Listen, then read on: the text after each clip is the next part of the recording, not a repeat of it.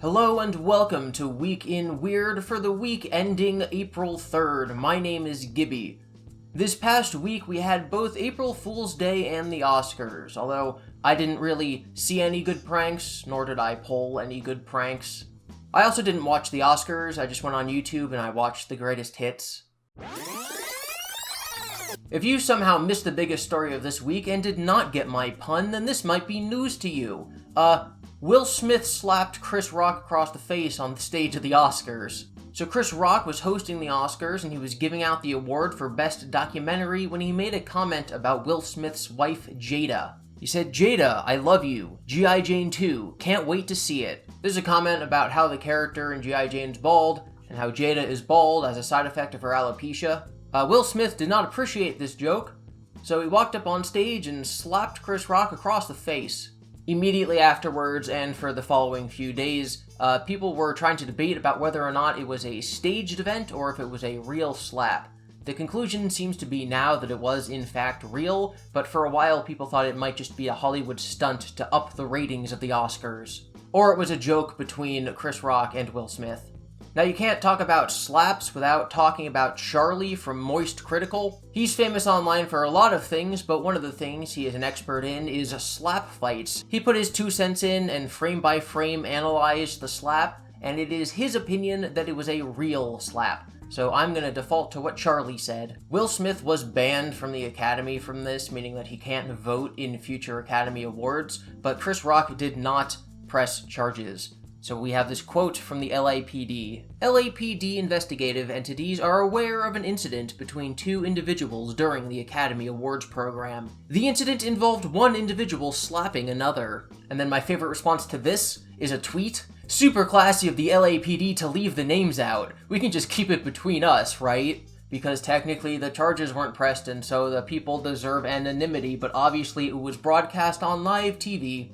So it's just funny." Speaking of just funny, Call of Duty player tries to prove he's not hacking, and accidentally proves he's hacking. You have this fella in the bottom right corner, his name's Kenji, and he was accused of using wall hacks, which are usually programs that either allow you to see through walls or they just tell you where enemies are through walls. So he set up a camera over his shoulder to physically capture his monitor to prove that he was not using hacks. And then it showed that he was in fact using hacks. Obviously, this footage is not fantastic, but see that square that went across his monitor? That was actually pointing out the body of one of his enemies who was on the other side of a wall. And so now it's going to show him coming through the store, and there's the guy. Not really sure how you mess up that badly. On my channel, I've talked about YouTuber Austin McConnell before. He's the kind of wholesome, absurd figure that I just love watching. And he tries to use his absurdity and now his fame, popularity, and money to just do things that most big companies wouldn't put their money towards because they're quite absurd. And his newest project is that he's taking public domain superheroes and he's going to make his own cinematic universe starring them. So he's currently in the process of making an animated movie using one of these superheroes. He wants to crowdfund it. So the video that I'm showing you now is the explanation and then the announcement of the crowdfunder. And hopefully he can make his own little absurd universe and the world can be a little funnier. Because the best brand of humor there is just putting a lot of time and effort into something that means nothing. It's basically what my entire YouTube channel is. It's what my career is. For the final story of this week, we're gonna go all the way to Australia. Aussie family rejects huge offer from developers to keep their land and dream home. Although looking at these pictures, I'm not sure that the dream home's really the same with the development around it. I wouldn't be too happy about that. Basically, there are a bunch of what I'm going to call mansions with huge properties in this area, and the developers came through, bought up all the land, and put in these just stock suburban homes that all look the same. But this one family, whose property was valued at $50 million, refused to sell, and so now they get to keep their majestic lawn and their giant mansion in the middle of this development.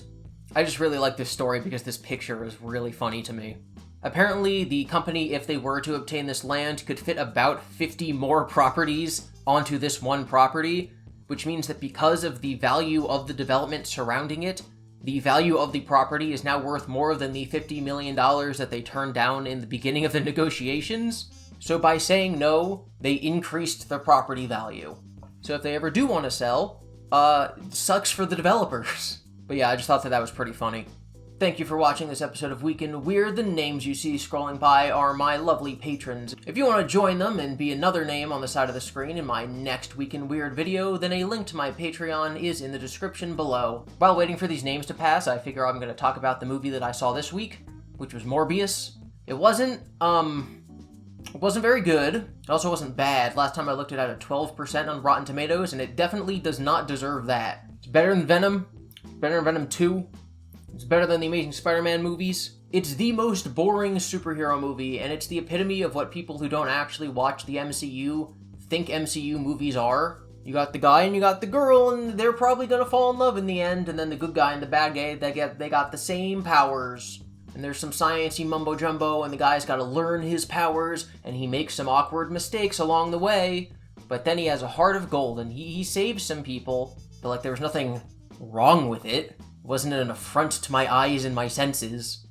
It was just fine. It was better than The Lost City, which I saw 2 weeks ago. Hopefully the movie's coming out this week improve, so that next week I can tell you about how amazing Sonic 2 was. It was a masterpiece, right guys? I can't believe when, I can't even make a prediction about this movie. I've never played a Sonic game. I have no idea what I'm talking about. I am a fraud. See you next time. LAPD investigative. LAPD